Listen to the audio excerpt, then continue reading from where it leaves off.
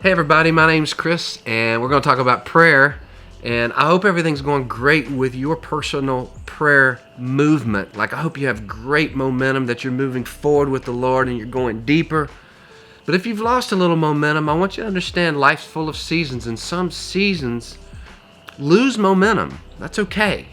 But what we want to talk about today is the invitation of prayer, so that if you have lost momentum, you can always go back and figure out how to merge back into your prayer movement and regain the momentum. And if you just want to push the gas pedal and add momentum, same thing.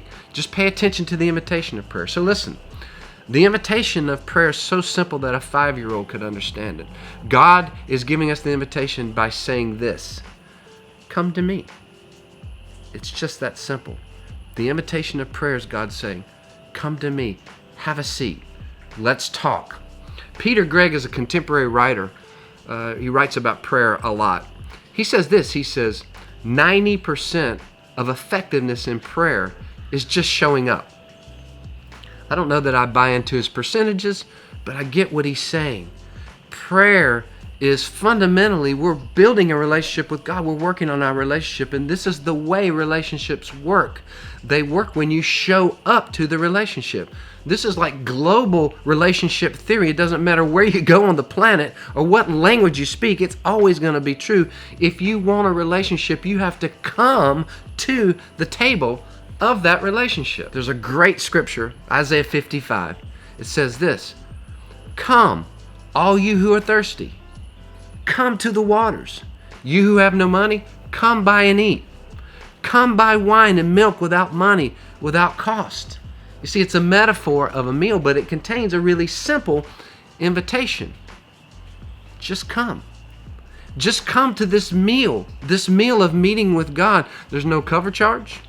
There is no money that has exchanged hands. There's no covered dish required that you have to bring. It's all been prepared. It's all been paid for. There's no secret handshake. There's no special knowledge that you need. Your responsibility is one thing. You just have to come to the table. And when you come hungry. Bring your need. But this is where we hesitate, I think. I think we're afraid of what we think we don't know. It's a little bit like getting an invitation to dinner, but you're not sure what the dress code is. And so you just don't come. You don't come because you're afraid you might show up wearing the wrong thing. And this is where hesitation needs to shake hands with humility. Because humility is that guy that understands, look, we need to eat more than we need to worry about what we're wearing. We just need to humble ourselves and come to the table with the hunger and the need that we have. You see, I have an invitation, a standing invitation from God to just come. I need to say yes to that invitation. And there's a story from the Bible that sort of shows this in action. It's the little guy, Zacchaeus. You remember him from the Gospels? Well, he had heard about Jesus. He decides he's going to show up to where Jesus is going to be. He rearranges his schedule. He makes the effort.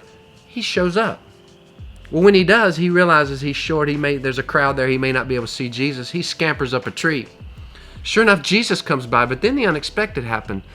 Jesus actually stopped, and he looks up and he sees Zacchaeus. He says, Zacchaeus, you come down, for I'm going to your house today. You remember that song? I'm going to your house today. Don't miss the point. This is just like the invitation of prayer. Zacchaeus showed up. And then the next thing you know, he actually stepped into a relational moment with Jesus. They go back to his house. They sit down. They dine together. Zacchaeus is never the same. And you and I in prayer, when we show up to it and then we step in, the next thing you know, we're at the table of prayer and the conversation is warming up. And we are one thin moment away from never being the same again, because we're now dialoguing with Jesus, the King of Kings. So listen, I hope that helps. I hope that if you've lost momentum or if you just want to add momentum, today you will come to the invitation of prayer. You'll show up and you'll relationally step in, because when you do, you're one thin moment away from something from which you'll never recover in a good way. Listen, today that's what I'm going to do. I hope you'll do the same.